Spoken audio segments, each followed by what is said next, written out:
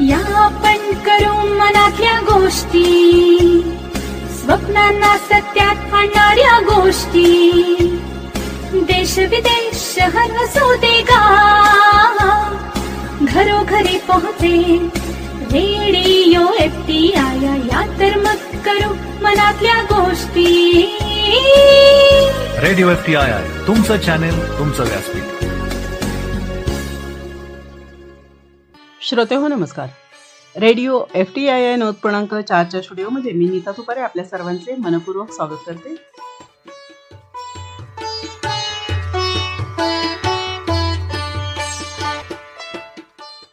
नमस्कार श्रोते. तर आता वेळ झाली आहे गप्पा गोष्टी या कार्यक्रमाची. आजच्या गप्पा गोष्टी या कार्यक्रमामध्ये आपल्या बरोबर पाहुणे आहेत प्रत्यादानम या लघुपटाचे दिग्दर्शक व सिनेमॅटोग्राफर ऋषभ राठोड व शुभम चौहान व मुलाखतकार रेडिओ मैत्रीण मृणाल कुलकर्णी. तर जराही वेळ न दवडता लगेचच सुरुवात करूया. नमस्कार श्रोते हो, मी मृणाल. गप्पा गोष्टी या कार्यक्रमामध्ये आज आपल्या सोबत आहे प्रत्यादानम या हिंदी शॉर्ट फिल्मचे लेखक दिग्दर्शक ऋषभ राठोड आणि cinematographer editor Shubham Chauhan. Technically well made cinema कसा असावा याचं उत्तम उदाहरण प्रत्यादानम या शॉर्ट फिल्म मार्फत त्यांनी सिद्ध केले आहे.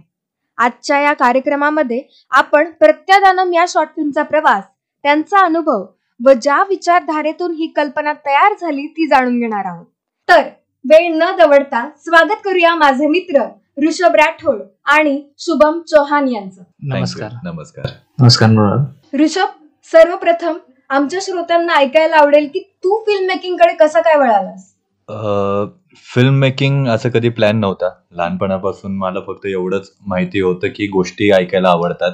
शाळेमध्ये प्रयत्न केले होते नाटक बसवण्याचे वगैरे, आणि माझ्या गोष्टीऐवजी टोपीवाल्या आणि माकड ही गोष्ट निवडली गेली, जी ऑलरेडी तयार होती आणि मी त्यासाठी वेगळी स्क्रिप्ट लिहिली होती. आणि मग तेव्हा कधी असं करता नाही आलं की आपण लहानपणापासून इमॅजिनेशन या गोष्टीकडे खूप असं भर देऊन लक्ष देत नाही, पण ते सतत येत असतं.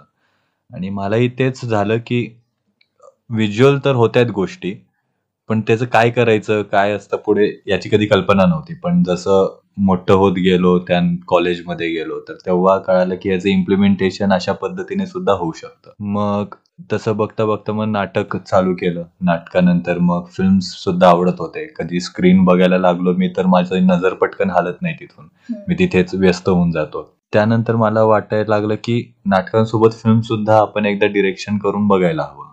पण नेमकं कसं या गोष्टीची कधी कल्पना नसल्यामुळे मग काही गोष्टी शिकल्या, बघितल्या, इंटरव्ह्यूज बघितले, आणि मग जे स्वतःला सांगायचंय हे एक वेगळ्या प्रकारची गोष्ट मला एक्सप्लोर झाली की मला जे सांगायचं ते सांगता येतंय. आणि टीनेज मध्ये आपण सगळेच कुठल्या तरी एका पॉइंटला डिप्रेस्ड किंवा डार्क झोन मध्ये असतो, आणि असं होतं की कोणाला तरी काहीतरी सांगायचंय, आणि हे एका कॅरेक्टरच्या माध्यमातून किंवा कुठल्या गोष्टीच्या माध्यमातून सांगता येतंय. हे जेव्हा मला अजून वेगळ्या पद्धतीने एक्सप्लोर झालं, नाटकांव्यतिरिक्त अजून एक्सप्लोर झालं, तेव्हा मला असं वाटायला लागलं की की डिरेक्शनल पॉइंटमध्ये मला जे विजन लहानपणापासून येत होते, विचार करत होतो, तर त्याचं इम्प्लिमेंटेशन आपण स्क्रीनमध्ये करू शकतो. काही नाही, फक्त एक आवड होती, एंगेजमेंट होती स्क्रीन सोबतची, तर मग त्यालाच म्हणलं युटिलाइज करून बघूयात. आणि मग तिथून सुरू झालं शॉर्ट फिल्म आणि बाकी फिल्मसाठी काम करणं. पण मग तुला ऍक्टिंग का करावीशी वाटली? कारण तू ऍक्टिंगही केलेली आहेस प्रत्यादानम मध्ये. प्रत्यादानमसाठी ऍक्टिंग करण्याचं कधी हेतू नव्हता माझा. तिथे वेगळाच ऍक्टर आम्ही निवडला होता, पण त्याचे डेट्स आणि त्याला इतर मिळालेले फिल्म्स, त्यामध्ये त्याला कधी वेळ मिळाला नाही. आणि ऑलरेडी त्याच्यासाठी 2-3 वेळा आय गेस 3 वेळा पोस्ट केले होते आमचे डेट्स. आणि त्यानंतर मग मी असं झालं की नाही, यापुढे बजेट नाही मी थांबवू शकत, तर मग वाय नॉट मी, आणि मी पण ऍक्टिंग करतो माझ्या लक्षात आलं, आणि मग मी ऍक्टिंग केली त्यामध्ये. त्यामध्ये ऍक्टिंग करायचं कधी नव्हतं डोक्यात, पण ते गरजेनुसार मग मी म्हणलं की मी ऍक्टिंग करू शकतो. तसंही मी त्या कॅरेक्टर सारखा थोडाफार दिसतो, करू शकतो, मग मी केली ते. पण मग त्या शॉर्ट फिल्म मध्ये तू ऍक्टिंगही केलेली आहेस, दिग्दर्शन पण केलेलं आहेस, लेखनही केलेलं आहेस, मग याची कमान कशी काय तू हँडल केलेली आहेस? आता हे समजण्यासाठी मध्ये बराच काळ गेला, म्हणजे नॉट फॉर ओनली प्रत्यादानम. या आधी ज्या कन्सेप्टवर मी काम करत होतो, तर त्यावेळेस माझं पहिल्यापासून होतं की मला डिरेक्शन करायचंय. पण डिरेक्शन करण्यासाठी मला बाकीच्या गोष्टी जाऊन बघणं गरजेच्या होत्या. नाहीतर मग मी कोणाला काय सांगतोय, तो मला काय सांगतोय, काय समजवण्याचा प्रयत्न करतोय, हे लक्षात येणं जरा कुठेतरी ते ब्रिज तुटल्यासारखं झालं असतं. म्हणून मी नाटक करत असताना सुद्धा लाईट्स, म्युझिक, बॅकस्टेज वगैरे करून बघितलं होतं. सेम फिल्मसाठी सुद्धा मी थोड्या अंशावर मी काही कॅमेरा करून बघितले होते, एडिटिंग, काही बेसिक एडिटिंग केली होती, लाईट्स वाल्यांसोबत कॉन्टॅक्ट करून त्यांच्यासोबत काही काम केले होते की कशा पद्धतीने लाईट्स येतात. तर मग हे असं करता करता मग मी डिरेक्शन कडे पूर्णपणे वळालो. आता यामध्ये ऍक्टिंगच्या भागामध्ये मला असं झालं की स्वतःचं कॅरेक्टर विसरून दुसरं कॅरेक्टर करणं, हे जे इमोशनल, आपला जो इमोशनल असतं ना, तर ते कुठेतरी मला ते स्वतःचं दाबून मला वेगळ्या पद्धतीने एक्सप्लोअर करता येत होतं, किंवा मला जे सांगायचे ते वेगळ्या पद्धतीने पण सांगता येत होतं. बऱ्याच टेक्निकल आणि पर्सनल या गोष्टींमधून मग मला त्या ऍक्टिंग या पार्टकडे जास्त इंटरेस्ट आला आणि मग मी ऍक्टिंग करायला लागलो. आणि प्लस मी ऍक्टिंग करताना मोस्टली मेथड ऍक्टिंगचा खूप वापर करतो. त्यामध्ये बऱ्याचदा असा माझा पर्सनली फायदा असा झाला की मी त्यावेळेस लोकांपासून लांब राहण्याची गरज होती, तर तिथे मी कॅरेक्टर म्हणून लोकांच्या पासून लांब राहिलो. मला स्वतःचा विचार करायला वेळ मिळाला, तर ही एक पर्सनल गोष्ट माझ्यासाठी ती चांगली होत होती. सो मग मेथड ऍक्टिंग मी खूप जास्त कॅरी फॉरवर्ड केली. पण तेच कालांतराने एक्सपिरियन्सने माझ्या हे पण लक्षात आलं की method acting is not a only option for acting. त्यामध्ये बऱ्याच गोष्टी आहेत, माइजनर आहेत वगैरे वगैरे, बऱ्याच आहेत. टेक्निकली सांगायला जायचं तर खूप आहेत. तर मग स्क्रिप्टच्या डिमांडनुसार कॅरेक्टर वर्किंग असायला पाहिजे, तर हे सुद्धा एक्सपिरियन्सनुसार कळत गेलं. त्यामुळे आत्ता या पॉइंटला इतकं तरी सॉर्ट होतंय माझ्या बाजूने की कुठल्या स्क्रिप्टला कशा पद्धतीने वर्क करायला पाहिजे. So acting part is very fun part. तो एक्सप्लोअर करायला, बॉडी लँग्वेज आणि या सगळ्या गोष्टींचा, आवाजाचा वापर करायला, काहीतरी वेगळं करून बघायला, विनोदी असेल, रडणं असेल, तर हे वेगळं करून बघणं जे आहे ना, स्वतःच्या बॉडीला घेऊन किंवा आपल्या थॉट प्रोसेसला, तर ते खूप मला मजेशीर वाटतं ऍक्टिंग मध्ये. खूप छान प्रवास आहे तुझा. आणि मला शुभम तुझ्याकडे वळावं असं वाटतं की तू तर इंजिनिअरिंगचा स्टुडंट आहेस, मग तुला असं का वाटलं की सिनेमॅटोग्राफी मध्ये आपल्याला इंटरेस्ट आहे, आपल्याला यात करिअर करायचंय, यात आपण आयुष्य घालवू शकतो? हो, हाच प्रश्न होता. 2019 पर्यंत तरी माझं आर्ट या फील्डशी संबंधच नव्हता. मी लहानपणापासून फक्त इलेक्ट्रॉनिक्सच्या बाबतीत वेडा होतो. फोटोग्राफी असं एक दादा होता, तो करत होता, त्याला मी फॉलो करायचं, तर मी त्याच्याबरोबर राहून राहून थोडंफार काय ते शिकलो होतो. हॉबी आणि चित्रकला थोडं एवढं सोडून कधी पुढे गेलोच नव्हतं. पण एके दिवशी एका मित्राने मला एका शॉर्ट फिल्मच्या मेकिंगला बोलवलं. तो म्हटला, अरे तुझ्याकडे कॅमेरा आहे ना, तर आमचे 1-2 फोटोज काढतो का, आम्ही शॉर्ट फिल्म करतोय. म्हटलं ठीक आहे, चालेल, करा, येतो, आवडेल मला. तिथं गेलो मी. सकाळची वेळ होती, त्यांनी शूट वगैरे करत होतं, कॅमेरा वगैरे असा मोठा कॅमेरा होता. अरे खूपच काहीतरी फॅन्सी आहे, म्हणजे माझा कॅमेरा छोटा आणि असं तसं. मग मी ते बघितलं, त्यांचं ते शूट झालं. मी त्यांना विचारलं की काय शूट करताय. ते म्हटलं, अरे फिल्मचा एंड शूट करतोय आपण. म्हटलं, अरे वा, मला फिल्मचा एंड बघायला मिळतोय. ते झालं आणि त्याच्यानंतर फॉर सम रिझन ते पुढचं काहीतरी तिसरं शूट करायला गेले. आणि मला असं झालं, अरे फिल्म संपली, तुम्ही अजून काय शूट करताय, आता तर आपण शेवटचा सीन केला ना. मग तो जो मित्र होता तो म्हटला, अरे असं नसतं, म्हणजे आपण लिनियरली शूट नाही करत, आपण जे शेड्युलिंग मध्ये जे असतं ना तसं शूट करतो. म्हटलं, अरे मग ते मॅच कसं होणार, तुम्ही आता सकाळी तर हे करताय आणि मग नंतर तिसरंच काहीतरी करताय. बोलला, अरे हे शिकला, हे काहीतरी वेगळं आहे. बोलला, हे तो जो कॅमेरा करतोय, तो सिनेमॅटोग्राफर, हे तेव्हा कळायला लागला की अरे नवीन आहे, फोटोग्राफीच्या पुढे पण काहीतरी आहे, शिकायचंय, याच्यात घुसला हवं. मग अभ्यासाला घेतला. मग 6-7 महिने अभ्यास केला. मग अराउंड 2020 मार्चमध्ये एक शॉर्ट फिल्म केली. जसं मी ते 1 दिवसाचं शूट करून शॉर्ट फिल्म घरी आलो, पुढच्या दिवशी लॉकडाऊन पडला. म्हणजे त्याच संध्याकाळी लॉकडाऊन पडला.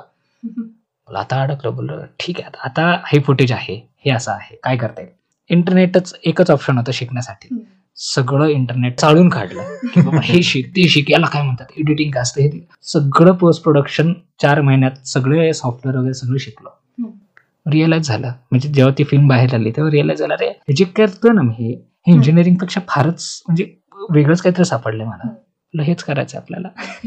आणि मग त्याच्यानंतर जस्ट 2 महिन्याने किंवा 1 महिन्याने ऋषभचाच कॉल आलाय याच फिल्मसाठी. बोला, अरे यार किती भारी, म्हणजे आपण जस्ट आत्ता चालू केलंय आणि कोणतरी आता आपल्याला यासाठी बोलवते की अरे तू माझ्या फिल्मचं शूटिंग करशील का, आणि मी तर जस्ट शिकलो होतो, म्हणजे एवढा कॉन्फिडन्स नव्हता. मी माझी फिल्म केली होती, पण आपली फिल्म असताना आपल्याला कॉन्फिडन्स असतो की आपण ठीक आहे चुकलं तरी कोण बघणार आहे, पण एक दुसरा कोणतरी व्यक्ती आहे जो आपल्यावर विश्वास ठेवून आपल्याला अप्रोच करतोय, तर हे केलं चालू. ऋषभने जेव्हा स्क्रिप्ट सांगितली किंवा आमची चर्चा झाली, मला असं झालं की अरे मी जेवढा अभ्यास केला ना, हा जस्ट म्हणजे 1% अभ्यास केला असेल. मला जर याची फिल्मचा जर भाग व्हायचा असेल, सिनेमॅटोग्राफर म्हणून जर नाव लागलं पाहिजे असेल, तर मला जेवढा किती अजून उरला असेल ना तो सगळा अभ्यास करणं गरजेचं आहे. सो कारण की तो सिम्बॉलिझम वगैरे याच्यात घुसणारा माणूस आहे. तो माझे साधे शॉट किंवा काय म्हणतात, आता जर मला वाटलं की हा शॉट आहे आणि मी त्याला म्हटलं अरे हा शॉट नाही घेता येणार मला, तो नाही हा शब्द ऐकून घेणारच नाहीये. त्याची फिल्मची रिक्वायरमेंट आहे, तो मला सांगेल की आता हे तू फिगर आउट कर, माझ्या डोक्यात असं आहे तर ते तुझं आहे. आणि मी तसं इंजिनिअरिंग बॅकग्राऊंडच आहे, म्हणजे माझं लहानपणापासून मी तेच केलेलं आहे. So how to solve a problem हे माझं लहानपणापासूनच होतं. सो त्याच्यात कधीच मला प्रॉब्लेम नाही आला. इव्हन इंजिनिअरिंगमध्ये मला मेकाट्रॉनिक्स नावाचा सब्जेक्ट होता, तर त्याच्यात त्यांनी सांगितलं होतं की अरे तुम्ही एक मेकाट्रॉनिक्स असलेलं म्हणजे मेकॅनिकल आणि इलेक्ट्रॉनिक्स यांचा संगम असलेला एक कुठलाही घ्या विषय आणि त्याच्याबद्दल तुम्ही प्रेझेंटेशन द्या. ठीक आहे चालेल. मग मी जरा बघितलं मित्रांनी काय काय घेतले. कोणी आयर्न मॅन घेतला होता, कोणी हे घेतले, कोणी ते घेतलेले, रोबोट्स घेतलेत. रोबोट्स तर मेकाट्रॉनिक्सचा कोर आहे. तर बोला अरे आपण असं साधं काय नाहीये का अवेलेबल. मी तेव्हा फोटोग्राफी करत होतो, तर मॅमला विचारलं मॅम मी कॅमेरा घेऊ शकतो का, तो पण मेकॅनिकल आणि इलेक्ट्रॉनिक्सचा आहे आणि थोडंसं मला माहिती आहे, मार्क मिळवण्यासाठी थोडं काहीतरी करा, वेबसाईट जावं, अवघड जमणार नाही आपल्याला. मॅम म्हटलं घे ना. मग मी त्या दिवशी अभ्यासाला बसलो. मी रात्रभर अभ्यास केला आणि कॅमेराबद्दलचं सेन्सर जे काय असतं ते सगळं शिकून टाकलं आणि त्याचे सगळे नोट्स काढले, त्याचं प्रेझेंटेशन बनवलं. ते जवळजवळ 30 ते 35 पानाचं होतं आणि आम्हाला फक्त असाइनमेंट की समोरून 5 मिनिटं तरी बोलता येते तर बघा, या बेसिसवर होतं ते. मी माझा नंबर आला, मी पुढे गेलो. मी आय गेस पाऊण तास तरी ते लेक्चर देत होतो. म्हणजे मी सगळ्यांना शिकवत होतो की फोटोग्राफी काय असते, कसा शटर काम करतो, अपर्चर काय असतो. मॅम असं झालंय का पॉइंटला, रे शुभम ऐक आपल्याला पुढचा पण क्लास आहे, तुझी पीपीटी आहे ना मला सबमिट कर, आपण नंतर बघू. सो प्रॉब्लेम सॉल्व्ह कसा करायचा हे कधी हे नव्हताच, म्हणजे प्रश्न नव्हता. सो या फिल्ममुळं मला फिल्म मेकिंगमध्ये खूप अभ्यास करायला लागला आणि ते अगदीच चांगले, म्हणजे त्याच्यामुळे खूप शिकायला मिळालं.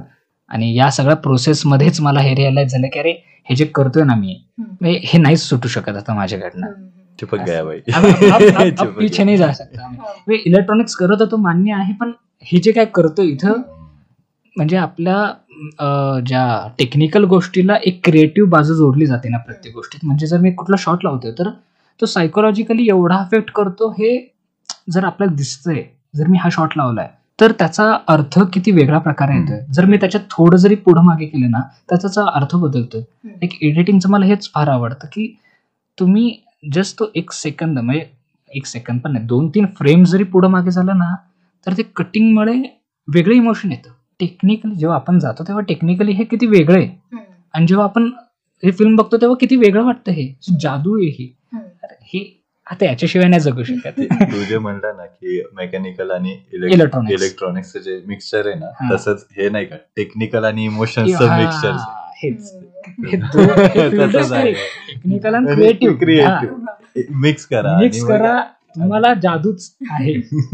असा होता. मस्त. मला एक सांग, तू नाटकांमध्ये पण काम केलंयस, मग ऍक्टिंग कडे कसं काय वळाला? एका नाटकामध्ये त्यांनी ऍक्टिंग केलेली आहे, पण त्याला धरून आणले ऍक्टिंग करा. हा मित्रांचा संगतीचा परिणाम आहे असं मला वाटतं. माझा कॅमेराच्या समोर म्हणजे नाही, अजिबात संबंध नाही. हे असे असतात मित्र जे म्हणतात की अरे आता आमच्याकडे बजेट नाहीये किंवा हे नाहीये तर तू येऊन करतोच. या बेसिसवर मी ऍक्टिंग केलेली आहे. पण कॅमेराच्या मागचंच मला तू काही सांग, मी कुठलंही काम करायला आहे, पण कॅमेराच्या पुढे जायला सांगू नकोस मला. इतक्यात लेजेंडरी ऍक्टिंग केली होती, झाले त्याला 2 वर्ष तरी झाले. एडीच्या कामाच्या वेळेस आता जेव्हा मी जिथे एडी असतो तर तिथे हा सुद्धा कॅमेरा असिस्ट किंवा माझ्यासोबत 3rd eddy 4th eddy 2nd eddy असं असतो, सोबत असतो. आणि मग तिथे असंच किस्सा झाला होता की सगळं शूट वगैरे झालं होतं आणि आमचं एक शॉट घ्यायचा राहिलं होतं आणि आम्ही त्यासाठी कोल्हापूरला होतो. आता तिथे कोणी ओळखीचं नाही, काय नाही.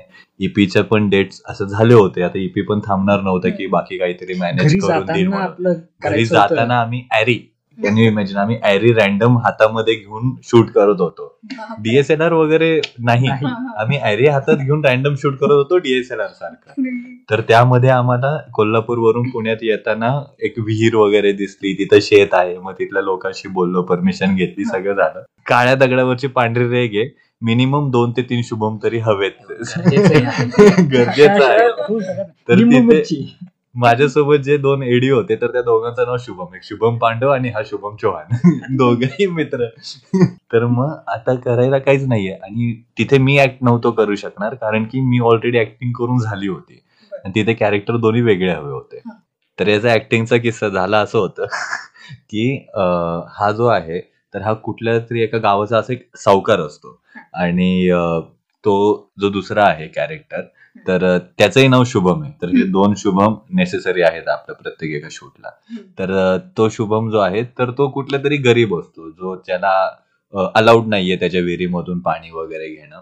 तर असं या दोघांना कॅरेक्टर ते दिले होते आणि दोघांच्या दोघं नॉन ऍक्टर आहे. त्यांना ऍक्टिंग म्हटलं ना तर ते माहित नाही, पहिलं लांब पळत सुटतात. अशा कॅटेगरीमध्ये हे दोघं सुद्धा मोडतात. आता आम्हाला शूट करायचं होतं. आम्ही डीएसएलआर सारखं ॲरे घेऊन फिरत होतो इकडे तिकडे. कोल्हापूरला होतो आम्ही. आमच्या ईपीला पुन्हा एकदा त्याचे डेट संपले होते. एक्स्ट्रा डे आम्ही येता येता म्हणलं काहीतरी थोडासा पॅच आहे, पॅचेस आम्हाला शूट करायचंय. आणि मग तो मोंटाज पॅच शूट करण्यासाठी आम्ही ॲरे रॅन्डम हातावर घेऊन फिरतो. आमचं डीओपी सुर्वे सर ना, हा, तर सुर्वे सर जे आहेत ते एवढं घामसलेले वगैरे, कॅमेरा अटेंडंट वगैरे असं कोणी नाही, अख्खा मोठा ॲरे असं घेऊन फिरतायत आणि शूट करतात. आम्ही काही पोस्टर लावतोय किंवा तयारी चालू आहे असं जर रॅन्डम शूट करून मग इकडे आलो. आता तिथे 2 कॅरेक्टर नव्हते, 2 कॅरेक्टर दोन्ही शुभम होते, एक शुभम पांडव, एक शुभम चौहान.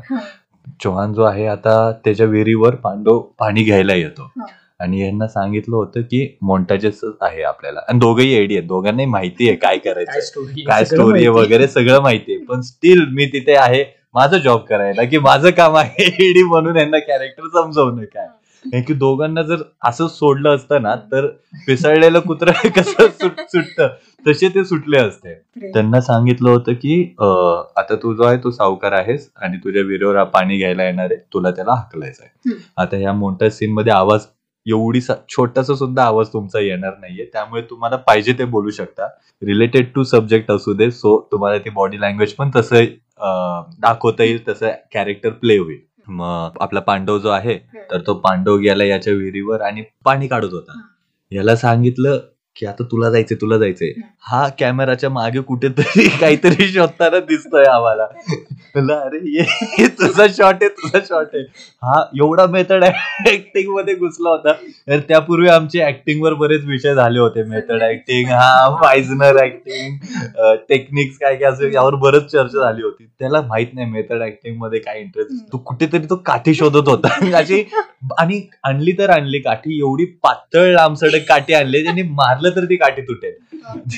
तर ती काठी घेऊन तो आलाय आणि पांडवला दिसतंय की तो हा येतोय म्हणून, आणि त्याचा हातवार पटपट चालू आहे की तू काढतोय पाणी, पळून जायचं याच्यामध्ये. आणि हा लांबूनच कुठून तरी माझ्या विहिरीचं पाणी, हा जो डायलॉग आहे हा डायलॉग आहे. कोणी सांगितलं नाही त्याला डायलॉग वगैरे घ्यायला, फक्त तुमच्या पुरतं बोला एवढंच होतं.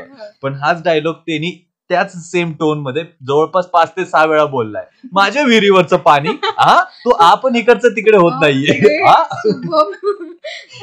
आणि तो पांडव जो आहे तो गडबडीमध्ये त्यांनी हांडा वगैरे घेतला, सगळं ठेवलं. आणि त्याला आता काय करणार. आता मला सांग की श्रीमंत कोणतरी घराण्यातलं त्याच्या विहिरीमधलं कोणतरी माणूस पाणी घेतोय, एकदम जुने 1920 ची गोष्ट.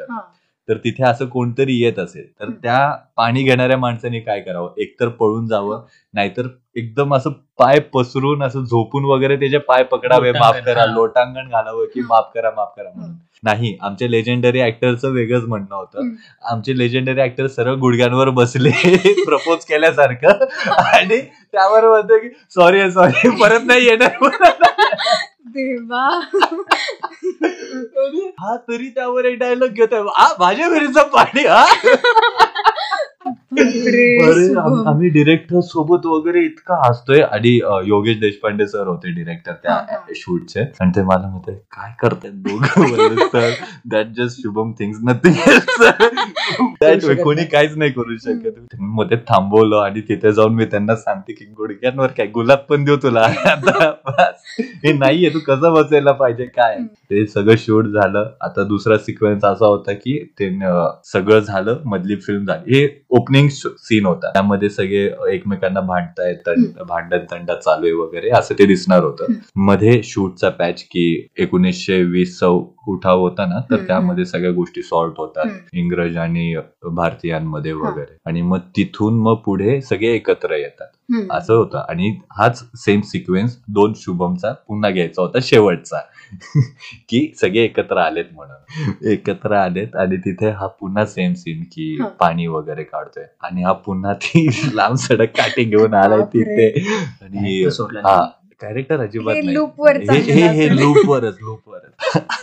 आणि ते पाणी काढलं, हा काठी वगैरे घेऊन आला, आणि हा पुन्हा तसं गुडघ्यांवर बस. मागणं मी आवाज करतो, त्यांनी ऍक्शन पटकन चेंज केली आणि बसला. आणि हा जी काठी आहे काठीकडे बघतोय, सस्पेन्स, हा सरांना सस्पेन्स बिल्ड करायचा आहे. काठीकडे बघतोय, त्याच्याकडे बघतोय. अरे फक्त 5-6 सेकंदाचा शॉट आहे, एवढं फुटेज. आणि मग ती काठी फेकून दिली, त्याला हात लावून उचलतोय, अंडा त्याला उचलून देतोय. ऍडिशन यातलं 0 मी सांगितलं होतं हे सगळं करायचं, फक्त एवढंच की त्याला काही नाही करायचंय तुला, तो जाईल त्याचं, तो इतकंच करायचं नाही, ऍडिशन्स हवे. हांडा त्याला उचलून दिलं, आणि तिथे ड्रोन शॉट होता. शुभमला म्हणलं आता तुला हा शेवटचा क्रेडिट रोल शॉट असणार आहे, तू कुठे शेतामध्ये लांबवर जाशील आणि कट म्हणल्यावर वगैरे ऑफकोर्स. तर मग ड्रोन शॉट चालू आहे. शुभमने जवळपास ती अर्ध्या एकरची जमीन क्रॉस केली, त्याच्यामध्ये तर कट आवाजच पोचत नाहीये, चालतच चाललंय. त्याच्या मागे पळत जाऊन त्याला पुन्हा बोलून आणलं. हे 2 शुभमचे ऍक्टिंग स्किल्स आहेत. भयानक. याच्यावर तुला कळायला असेल की आमचं ऍक्टिंग मध्ये काही नाहीये. टेक्निकल द्या, टेक्निकल अप्रतिम टेक्निकल. प्रत्यादानमच्या वेळेस सुद्धा जेव्हा मेन चॅलेंज होतं शॉर्ट मध्ये की डबल रोल करायचा आहे. Double role is a very easy shot in technical term, की बाबा तू स्टॅटिक कॅमेरा लावलायस आणि एकदा या बाजूचं पॅच केलं, नंतर कपडे वेशांतर करून दुसऱ्या बाजूचा पॅच केला, आणि तिसरा मोकळा फ्रेम घेतला, 3 फ्रेमला एकत्र करा, डबल रोल तुम्हाला मिळून जातील. हा खूप इझी टेक्निक आहे. पण फिल्मच्या रिक्वायरमेंट नुसार मला असं वाटलं की त्याला जे आहे ना, तो कॅमेरा थांबलेला नसेल, एक स्टॅटिक नसेल, तो हलता कॅमेरा हवाय. आणि त्याच्यामध्ये 2 कटिंग शॉट आहे, दोन्ही हलते कॅमेरा असणार आहेत. तर मग एक राईट टू लेफ्ट होता आणि एक डाऊन टू अप होता. तर हे 2 शॉट वेगळे घ्यायचे होते, आणि दोन्ही सुद्धा होते ते डबल रोलचे होते. आणि तो मेन क्लायमॅक्स सीन होता, ज्यामध्ये सगळ्या गोष्टी रिव्हील होणार आता की ऍक्च्युअल कशाबद्दल चाललेलं आहे हे. आता हे जेव्हा सांगितलं शुभमला, ज्यावेळेस स्टोरी सांगत होतो मी, तर त्यावेळेस डबल रोलचा अंदाज होता कसं घ्यायचं, पण हलत्या कॅमेऱ्यावर कसं घ्यायचं. आता हलत्या कॅमेऱ्यामध्ये बरेच टेक्निकल टर्म्स आपल्याला अचीव्ह करावे लागतात, की त्याच टाइम मध्ये असायला पाहिजे. त्याचा प्रवास जो काही राईट टू लेफ्ट स्लाइड होणार आहे, तर तो त्याचा प्रवास जो आहे तर तो स्लाइडचा तो त्याच स्पीड मध्ये असायला पाहिजे.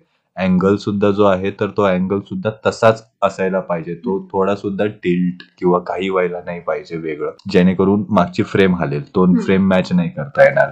किंवा ते जे स्लाइड करणार आहे तर त्याच्यामध्ये पुढे मागे हालचाल व्हायला नाही पाहिजे त्या ट्रायपॉडचं जो ट्रॉली लावलाय त्याचा. आणि हे झाल्यानंतर तो कॅमेरा काढायचा होता आणि डाऊन टू अपचा एक घ्यायचा होता, जो तो उभा ट्रॅक एक घ्यायचा होता, एक क्रेन शॉट आपण म्हणू शकतो, तर तो घ्यायचा होता. तर आता हे अचीव्ह कसं करणार, तर त्यासाठी शुभमला आम्ही असं आमचं बोलणं झालं की हा शॉट आहे, हे करायचं. मग शुभम म्हणलं अरे कसं आहे, स्टॅटिक नाहीये, कसं घेणार वगैरे. म्हणलं दॅट्स द चॅलेंज ना ब्रो. हेच तर आहे, प्रत्येक फिल्म आपल्याला वेगळं चॅलेंज देणार आहे, वेगळं एक्सपिरियन्स देणार आहे. आणि ऍक्च्युअल आम्ही यावर बोलत होतो या गोष्टींवर की कसं आपण ग्रो करू शकतो, पॉलिश करू शकतो फिल्म मेकिंगच्या टर्म्स मध्ये स्वतःला. तर मग हे चॅलेंज ऍक्सेप्ट करूयात आपण वगैरे. आणि शून्य आम्हाला माहिती होतं त्यातलं की कसं करायचं, काय करायचं. एक लॉजिक होतं जे मी आता सांगितलं, पण करणार कसं हे जर अभ्यास सुरू झाला, मला जे व्हिडिओज वगैरे सापडले किंवा काही, तेव्हा इंस्टाग्राम वगैरे काही इतकं चालणं नव्हतं. काहीच नव्हतं आमचं. आता कसे रील्सवर बऱ्याच टेक्निकल गोष्टी आपल्याला दिसतात, छान छान शॉट घेतलेले किंवा असं चीट करू शकतो वगैरे, पण तेव्हा काहीच चान्स नव्हता. मग आम्ही रिसर्च मध्ये युट्यूब सर्च करतो, युट्यूब मध्ये कसं हलत्या कॅमेरावर डबल रोल घेतलेत वगैरे, आणि आम्हाला असं दिसलं की खूप इझी वे मध्ये ते करतायत. कारण की आणि आमचे जे व्हिडिओज होते ते मोस्टली फॉरेन व्हिडिओज होते जिथे टेक्निकली खूप स्ट्रॉंग आहेत. मला वाटतं एक न्यूझीलंडचं एक व्हिडिओ बघितला होता आणि एक US मधल्या फिल्म मेकरचा व्हिडिओ बघितला होता, DSLR प्रोचा, हा तो. तर मग हे असे वेगवेगळे व्हिडिओज बघत होतो, त्यामध्ये we found very easy to make this shot. आणि आम्ही असं बोललो, पण नंतर आमच्या लक्षात आलं की अरे इक्विपमेंट जे आहेत त्यांचे खूप स्ट्रॉंग आहेत. आम्ही आमच्या वेंडरकडे गेलो कॅमेराच्या, त्याला सांगितलं की असं असं आहे. तो हे असं इक्विपमेंट काही नसतं वगैरे असं आपल्याकडे. काही आपल्याकडे नाहीये. तुम्ही काय काय बोलताय हेच कळणं जरा थोडंसं अवघड. अवघड Slider झालं. वगैरे असं हा. नाही अवेलेबल. आम्ही मोटराइज स्लायडरचा शोध घेत होतो, त्यामुळे की मोटराइज स्लायडरवर काय होईल, ऍटलीस्ट आम्ही एक स्पीड तरी अचीव्ह करू.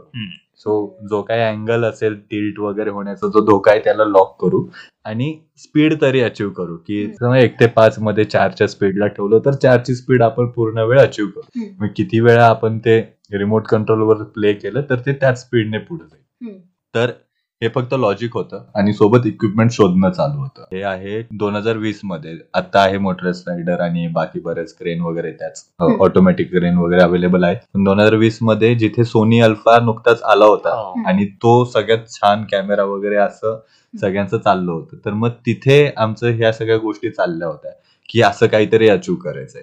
मग नंतर एडिटिंगला काय चॅलेंज येणार वगैरे, यासाठी आम्ही प्री मध्येच बऱ्याचदा हे शूट केलेलं आहे की कशा पद्धतीने आपण शॉट Solve घेऊ करू शकतो आणि कसं एडिटिंग मध्ये यूज करू शकतो त्याचा. तर मग हे बरंच प्रॅक्टिकल करून झालं होतं आमचं त्यावर. स्टील फिल्म मध्ये वेगळे चॅलेंजेस आले, आपण ते बोलू पुढे. श्रोते हो, आता वेळ झाली आहे गप्पा गोष्टी या कार्यक्रमात छोटीशी विश्रांती घेण्याची.